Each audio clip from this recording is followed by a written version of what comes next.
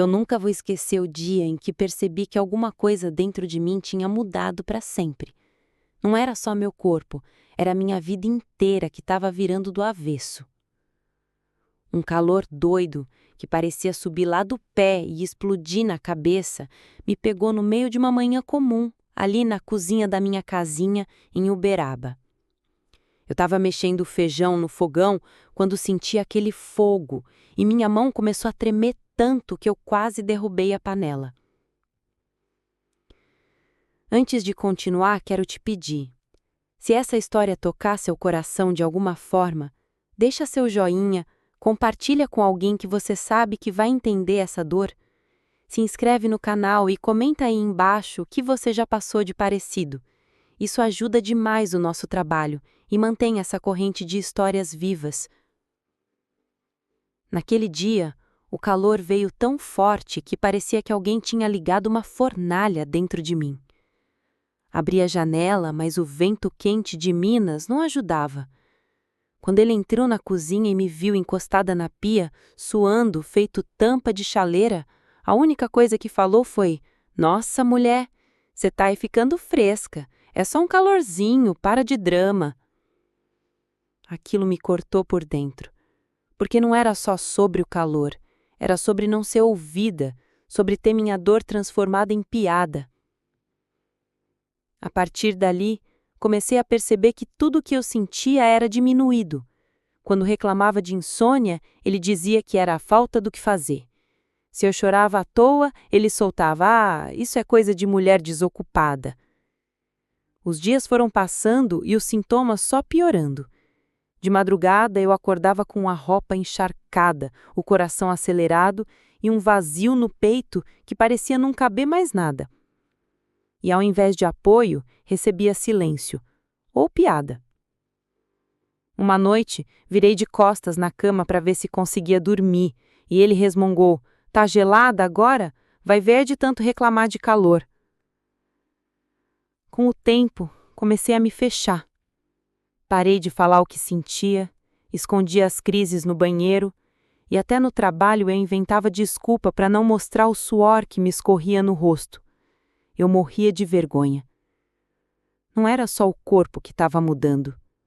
Eu estava mudando por dentro também. O espelho começou a me mostrar uma mulher cansada, sem brilho no olho, com um sorriso que parecia ter se perdido pelo caminho.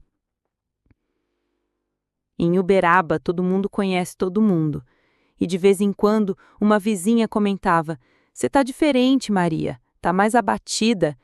E eu respondia com aquele sorriso amarelo: "Ah, é só cansaço, minha filha." Mas no fundo, eu sabia que era muito mais que isso. Foi então que um dia, sentada na calçada de casa, olhando o movimento da rua, eu vi passar uma amiga antiga, a Neide. Ela parou, puxou conversa e, sem eu perceber, já estava contando tudo. Falei do calor, da tristeza, da solidão, mesmo com gente dentro de casa. Ela me olhou com aquele jeito doce e disse: "Maria, isso é menopausa.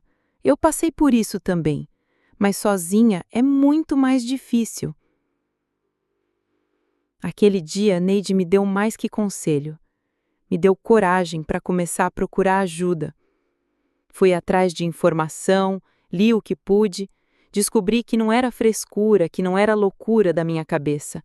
Era o corpo mudando, e que isso podia ser cuidado, mas para isso eu precisava de apoio, e era justamente isso que eu não tinha dentro de casa. O problema é que quanto mais eu tentava me cuidar, mais ele debochava. Se eu ia ao médico, ele dizia que era dinheiro jogado. Se eu comprava um creme, ele falava que era vaidade boba para quem já passou da idade. Essas palavras começaram a criar raiz em mim, e eu passei a acreditar que não tinha mais valor. Só que eu sou de Uberaba, e quem é daqui sabe que mineira pode ser quieta, mas quando decide mudar, ninguém segura. E foi assim que, no meio daquela tristeza toda, nasceu dentro de mim uma vontade de provar que eu ainda tinha muito que viver. Eu achava que já tinha sentido tristeza na vida, mas o que veio depois me mostrou que ainda tinha muito chão para cair. Os dias começaram a ficar todos iguais. Eu acordava, fazia café, colocava o feijão no fogo, arrumava a casa, e mesmo assim parecia que não tinha feito nada. O corpo cansado, a cabeça pesada, e ele seguia do mesmo jeito. Se eu reclamava de dor no corpo, dizia que era preguiça. Se eu falava que não dormia, ele soltava que era porque eu ficava inventando coisa na cabeça. Até que um dia, no almoço, diante da minha tentativa de explicar que eu estava me sentindo mal, ele disse com a boca cheia: Maria, você está ficando velha e rabugenta. Aprende a aceitar. Aquilo foi como uma pedrada no peito. Eu olhei para ele e pensei: será que é assim que vou passar o resto da minha vida? Sendo tratada como um peso? Comecei a me afastar de tudo. Parei de visitar amigas, deixei de ir nas reuniões da igreja e até no aniversário da minha netinha eu inventei desculpa para não ir. Eu não queria que ninguém visse o quanto eu estava abatida. E em Uberaba, você sabe, cidade do interior, todo mundo repara. Mas eu me escondi. Me escondi dentro de casa, dentro de mim mesma. Meus dias eram no silêncio da cozinha, ouvindo o barulho da chaleira apitar e o rádio velho tocando o modão antigo. E no meio disso tudo, vinha aquele calor de novo, aquela falta de ar. Às vezes eu sentava na beira da cama e ficava olhando para a parede, pensando como tinha chegado ali. Uma tarde eu estava varrendo a calçada quando a vizinha, Dona Lourdes, parou e disse: Maria, você tá tão magra, tá se cuidando? E eu, sem querer me abrir, respondi: tô sim, Dona Lourdes, é só o calor que anda me judiando. Mas no fundo eu sabia, não era só o calor. Era o peso de não ter quem me ouvisse. A solidão começou a apertar tanto que até os passarinhos no quintal pareciam mais felizes que eu. E olha que eu sempre fui de achar beleza nas coisas pequenas. Sempre gostei de um café coado devagar, de ver o céu ficando laranja no fim da tarde, mas até isso perdeu o brilho. Eu me lembro bem de um domingo. Ele tinha saído cedo para jogar truco com os amigos e só voltou à noite, com cheiro de cerveja e rindo alto. Eu estava na sala, sentada no escuro, sem vontade nem de acender a luz. Quando ele entrou, ainda soltou: tá fazendo o que aí no breu? Tá rezando? Eu só fiquei calada. Porque responder para quê? Ele não ia entender? Foi depois desse domingo que eu percebi que o buraco estava fundo demais. Eu já não ria, não cantava, não conversava. Até cozinhar, que sempre foi meu refúgio, começou a me dar preguiça. E quando uma mineira perde a vontade de fazer um pão de queijo, aí você sabe que a coisa tá feia. Eu não tinha mais coragem de me olhar no espelho. As olheiras, as rugas, o cabelo ralo e aquela sensação de que, para ele, eu não era mais mulher, só um pedaço da mobília da casa. Foi nesse ponto que entendi. Ou eu fazia alguma coisa, ou ia me apagar de vez. Mas antes de reagir, eu ainda ia viver mais um episódio que me fez cair de vez. E foi justamente isso que me deu o empurrão para subir de novo. Tem dia que marca a gente como se fosse um carimbo no peito. E aquele dia ficou gravado em mim para sempre. Eu acordei cedo, como sempre. O sol de Uberaba ainda estava tímido e o cheiro do café subindo pela cozinha parecia ser a única coisa boa da manhã. Mas eu já levantei cansada, com o corpo mole, como se tivesse carregado um saco de cimento nas costas a noite inteira. Naquele dia, eu tinha combinado com minha comadre Neide de passar na casa dela para deixar uns bolos que eu fiz para vender. Eu ainda tentava ajudar no orçamento com essas vendas, mesmo que ele dissesse que isso não dava dinheiro. Mas, antes de sair, resolvi preparar o almoço. Feijão no fogo, arroz no fogão de trás e frango dourando na panela de ferro. Enquanto o frango chiava, veio aquele calor de novo. Não era só calor, era um incêndio por dentro. O suor começou a escorrer na minha testa, as mãos ficaram molhadas e a vista meio embaçada. Eu apoiei as duas mãos na pia e respirei fundo.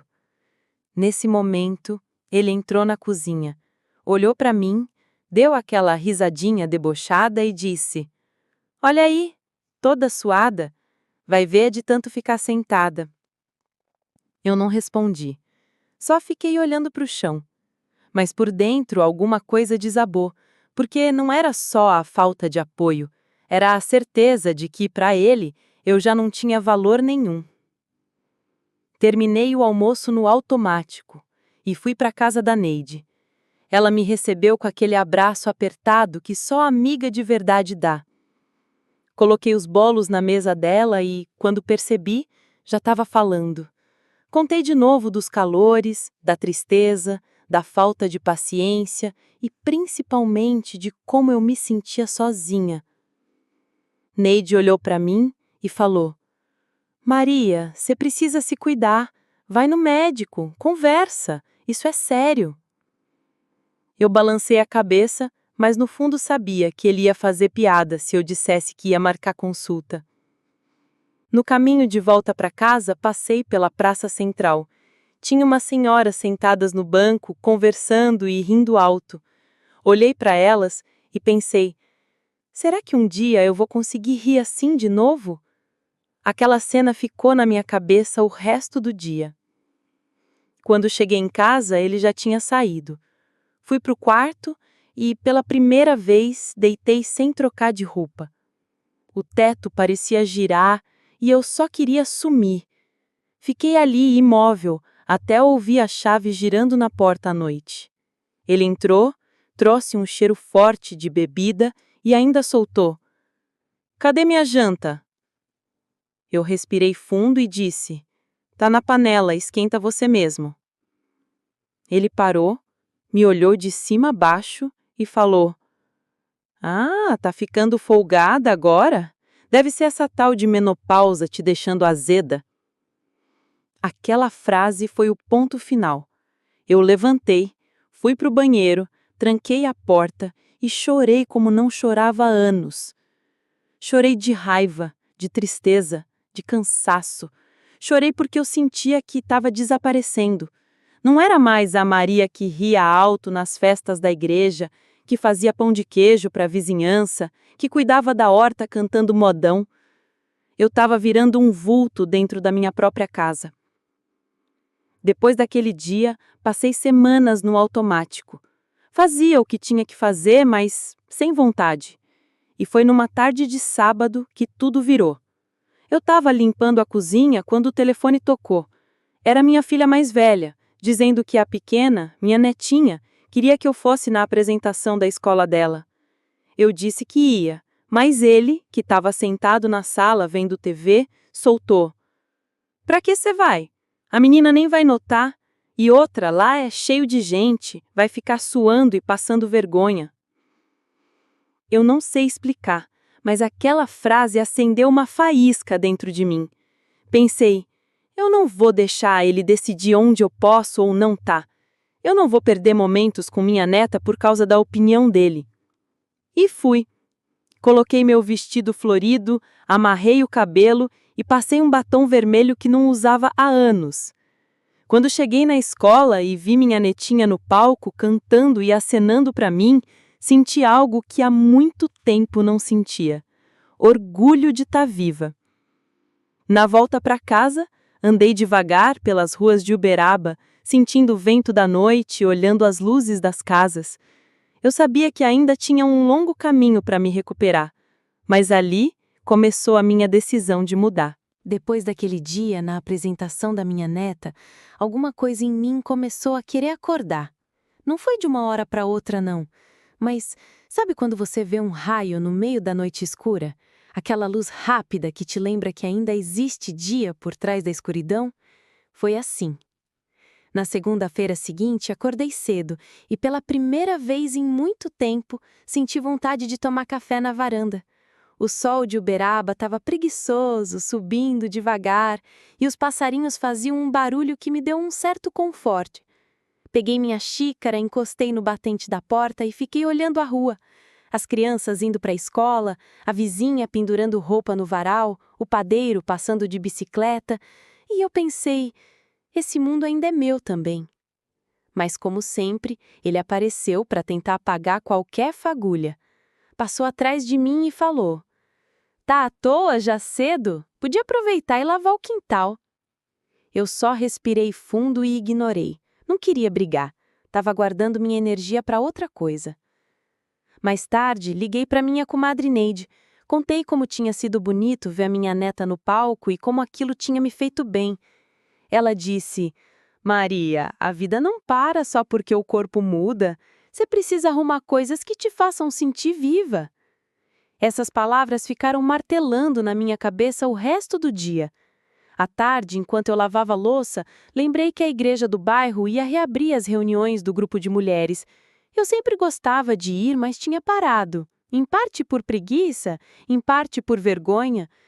Olhei no relógio, faltava 1 hora para começar. Peguei minha bolsa e fui. Quando cheguei, vi algumas conhecidas. No começo, fiquei meio tímida, sentada no canto, mas logo começaram as conversas, as risadas baixas, aquele cheirinho de café coado na cozinha da igreja, e eu percebi como sentia falta daquilo. Era como se eu estivesse respirando um ar diferente, mais leve. Quando voltei para casa, ele perguntou: Onde você estava?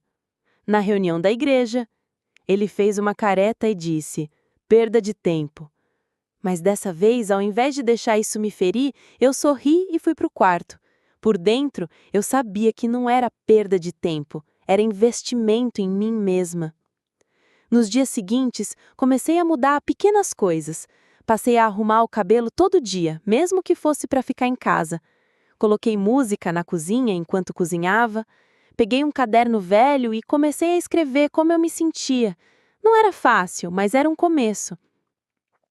Claro que ele continuava tentando diminuir tudo. Se eu ria no telefone, perguntava: Tá falando com quem para tá tão animada? Se eu comprava uma fruta diferente na feira, dizia: Vai estragar, ninguém vai comer isso. Mas dessa vez, eu estava criando uma casca, e essa casca me protegia do veneno das palavras dele. Eu sabia que para seguir em frente ia precisar de mais que força de vontade. Ia precisar de coragem. Coragem para me colocar em primeiro lugar, mesmo que isso significasse enfrentar a cara feia dele todos os dias. E essa coragem começou a crescer de verdade numa tarde em que uma vizinha bateu no portão e trouxe uma proposta que mudaria meu rumo. Era uma tarde abafada, daquelas que o vento parece ter preguiça de soprar. Eu estava sentada na varanda, catando feijão, quando ouvi baterem no portão. Levantei devagar e vi que era a Cida, minha vizinha de rua de baixo.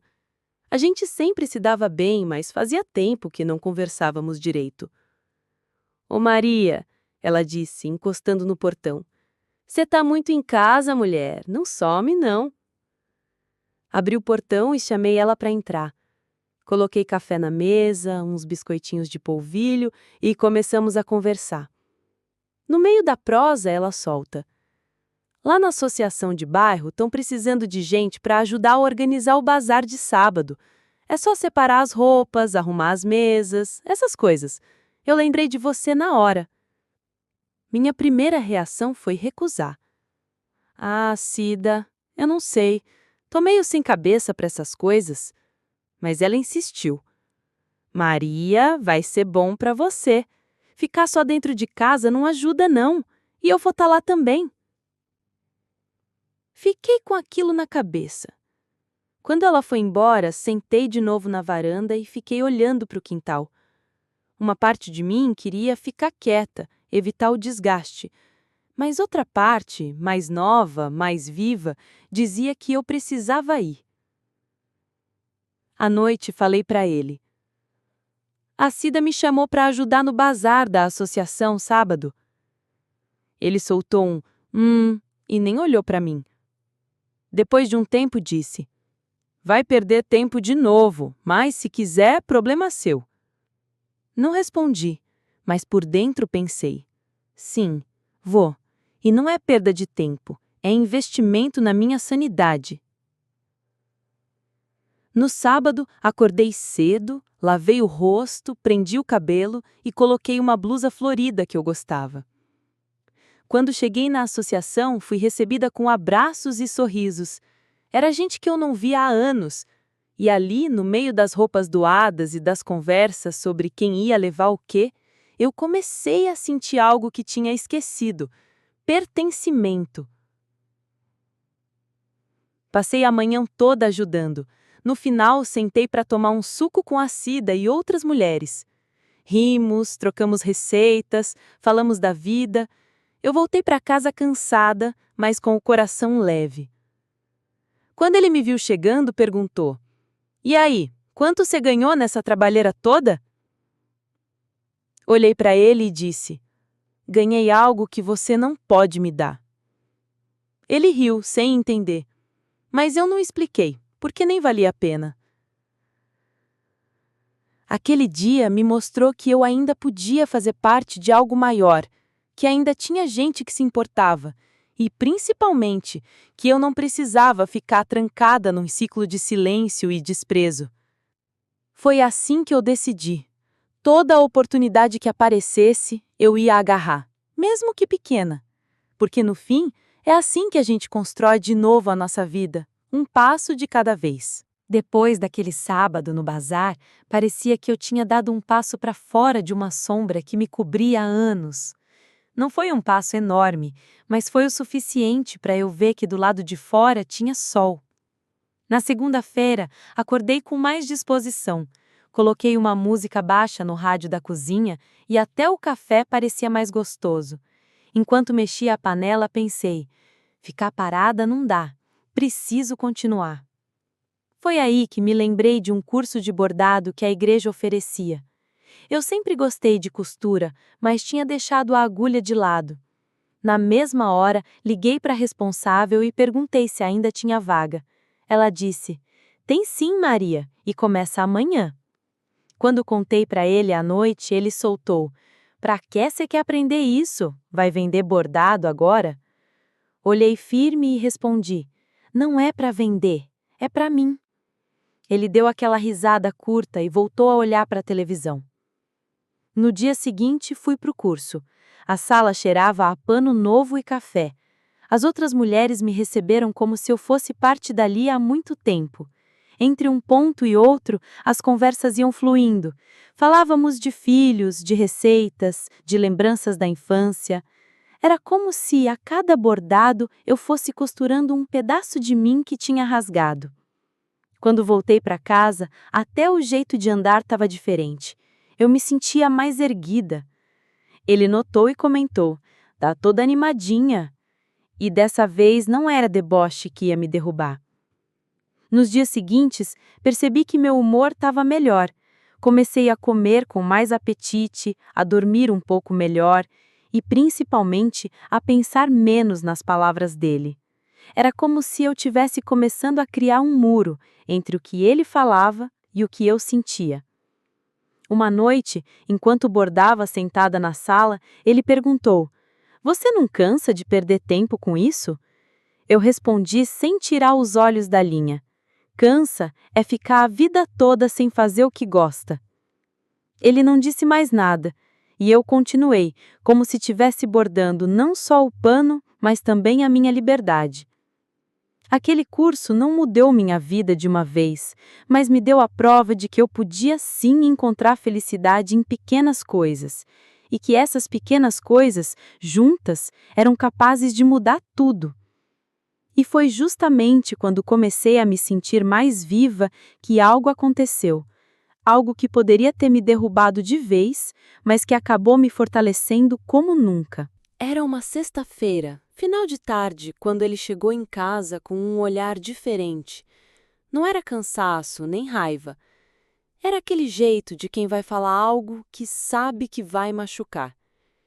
Eu estava sentada na cozinha, terminando um bordado, quando ele largou a chave na mesa e disse: "Vou passar uns dias fora." Olhei para ele, tentando entender. "Como assim, fora?" "Preciso resolver umas coisas em outra cidade. Não sei quando volto." Não sei explicar, mas naquele momento, mesmo sem provas, eu soube. Não era viagem de negócio, não era visita aparente. Era outra vida que ele estava levando e eu não fazia parte dela. Fiquei em silêncio. A vontade era perguntar, cobrar, gritar. Mas, ao invés disso, levantei, guardei minha linha e disse: Faz o que achar que tem que fazer. Ele saiu no domingo de manhã. A casa ficou num silêncio estranho. No primeiro dia, esse silêncio me sufocou. Parecia que até o barulho da chaleira soava mais alto. Mas no segundo dia, percebi que o ar estava mais leve sem ele. Passei a semana inteira sozinha. Cozinhei só para mim, fui no curso de bordado sem precisar dar explicações, sentei na varanda até tarde olhando a rua. E, curiosamente, eu não senti falta dele. No sábado, minha filha veio me visitar.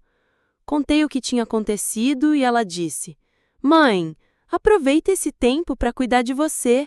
Você passou a vida toda se moldando para os outros. Agora é hora de se moldar para si mesma. As palavras dela me atravessaram fundo. Passei aquela noite pensando em tudo o que eu tinha deixado de fazer por causa dele. As viagens que não fiz, as roupas que não comprei, as risadas que engoli. E foi aí que eu decidi. Se ele voltasse, ia encontrar outra Maria, uma Maria que não ia mais se encolher para caber no espaço que ele deixava. Quando ele finalmente voltou, uns 15 dias depois, entrou pela porta como se nada tivesse acontecido. Olhou para a cozinha, olhou para a sala e disse: Pelo visto, deu conta de se virar sozinha. Eu sorri e respondi: Sempre dei. Ele riu, achando que era ironia. Mas não era. Era a mais pura verdade. E pela primeira vez em muitos anos, eu me senti inteira dizendo aquelas palavras. A partir dali, algo dentro de mim mudou de vez. Eu não estava mais esperando que ele fosse diferente. Eu é que ia ser. Depois da volta dele, percebi que não adiantava esperar a compreensão de quem não queria dar.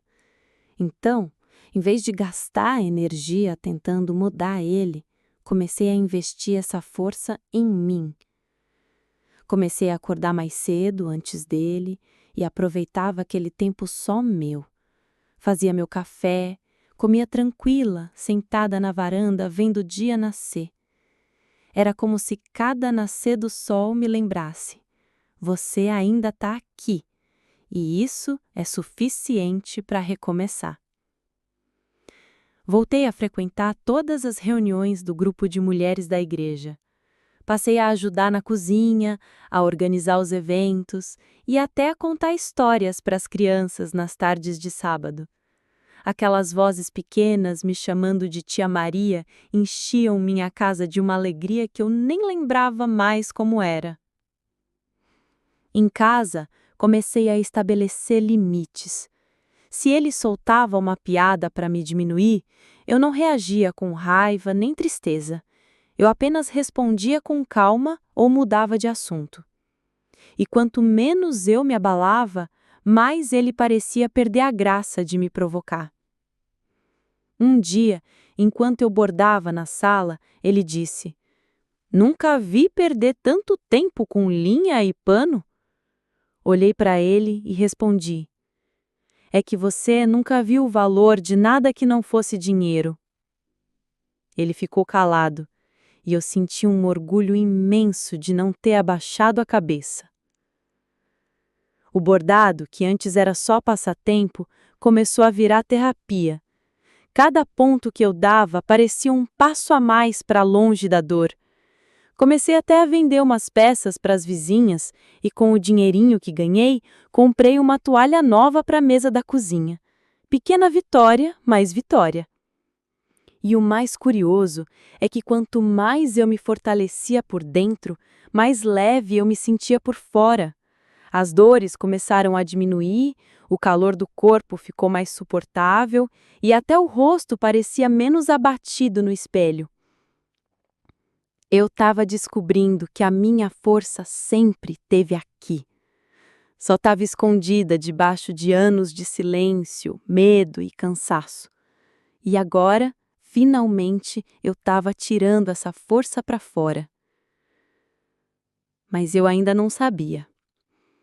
A vida ia me colocar à prova mais uma vez. E dessa vez, eu não ia recuar. Era uma manhã de quarta-feira, dessas que já começam pesadas. Eu estava estendendo roupa no varal quando ouvi vozes na frente de casa. Era ele, falando com uma mulher que eu nunca tinha visto. A conversa era baixa, mas o tom eu conhecia. Não sou de fazer escândalo, mas naquele dia alguma coisa em mim disse: vai lá. Saí pelo portão e encarei os dois. Ela ficou sem jeito e ele tentou disfarçar. Ah, essa aqui é a amiga lá do trabalho. Eu olhei bem nos olhos dela e disse: prazer, eu sou a esposa. Mas não se preocupe, logo não vou ser mais. Ele tentou rir, fazer piada, mas eu não dei espaço. Voltei para dentro de casa, peguei meu caderno e comecei a escrever tudo o que eu precisava resolver. Meus documentos, minhas economias, a ajuda que poderia pedir. Eu não tinha mais medo. Nos dias seguintes, a tensão ficou no ar. Ele percebeu que eu estava diferente. Não gritava, não chorava, não pedia explicação. Eu apenas seguia meus dias, firme, decidida. E isso parecia incomodar mais do que qualquer discussão. Uma tarde ele perguntou: tá pensando em me deixar, é? Respondi sem olhar para ele. Tô pensando em me encontrar. Se nisso eu tiver que te deixar, paciência. Ele ficou calado. Pela primeira vez em muito tempo, eu senti que tinha a vantagem. Não porque queria machucar, mas porque finalmente tinha controle sobre a minha vida. Contei para minha filha e ela me apoiou. Disse que eu poderia ficar na casa dela até me organizar. E pela primeira vez em anos, eu enxerguei um caminho que não terminava no mesmo portão. Na sexta-feira, comecei a separar minhas coisas. Não tinha muito, mas cada peça que eu dobrava parecia tirar um peso das minhas costas. Enquanto guardava minhas agulhas e linhas, pensei: tudo que eu reconstruí dentro de mim, ninguém vai poder tirar. E naquela noite, antes de dormir, olhei para o teto e agradeci, porque eu sabia que a decisão que viria no dia seguinte ia mudar minha história para sempre. Acordei cedo, antes mesmo do galo da vizinha cantar. O céu de Uberaba ainda estava meio cinza, mas no meu peito tinha um sol inteiro. Levantei, coloquei água para ferver e preparei um café forte. Tomei cada gole como se fosse um brinde à nova vida que eu estava prestes a começar. Enquanto a chaleira ainda soltava vapor, peguei minha mala, coloquei as últimas peças de roupa e fechei com firmeza. Era como fechar um capítulo inteiro de dor, silêncio e invisibilidade. Ele ainda dormia no quarto. Por um momento pensei em acordá-lo e dizer: tô indo embora. Mas não, eu não devia mais nada. Não precisava de aprovação nem de discussão. Apenas fui até a porta, abri devagar e senti o ar da manhã bater no meu rosto. A rua estava tranquila. Peguei o caminho até o ponto de ônibus com passos firmes. Cada passo parecia soltar um nó dentro de mim. Quando o ônibus chegou, sentei perto da janela e vi minha casa ficando para trás. E junto dela, vi ficando para trás a mulher que eu fui obrigada a ser por tantos anos. Cheguei na casa da minha filha e fui recebida com um abraço tão apertado que parecia costurar todas as minhas partes quebradas. Sentei no sofá e pela primeira vez em muito tempo chorei, mas não era tristeza, era alívio, era liberdade. Nos dias que se seguiram, comecei a viver coisas simples que eu tinha esquecido que existiam. Dormir sem medo, rir sem pedir desculpa, andar na rua sem sentir que tinha que voltar correndo. Um mês depois, sentei na varanda da casa nova com minha netinha no colo. Ela olhou para mim e disse: Vó, você tá mais bonita agora. E eu sorri, porque sabia que não era só por fora. Eu estava bonita por dentro, reconstruída, cheia de vida. Hoje, olhando para trás, não me arrependo de nada, porque até a dor me trouxe até aqui. E se tem uma coisa que eu aprendi, é que nunca é tarde para se escolher. E eu escolhi viver. Se essa história tocou o seu coração, se inscreva no canal, curta o vídeo e compartilhe, porque às vezes a coragem de uma pessoa pode acender a luz no caminho de outra.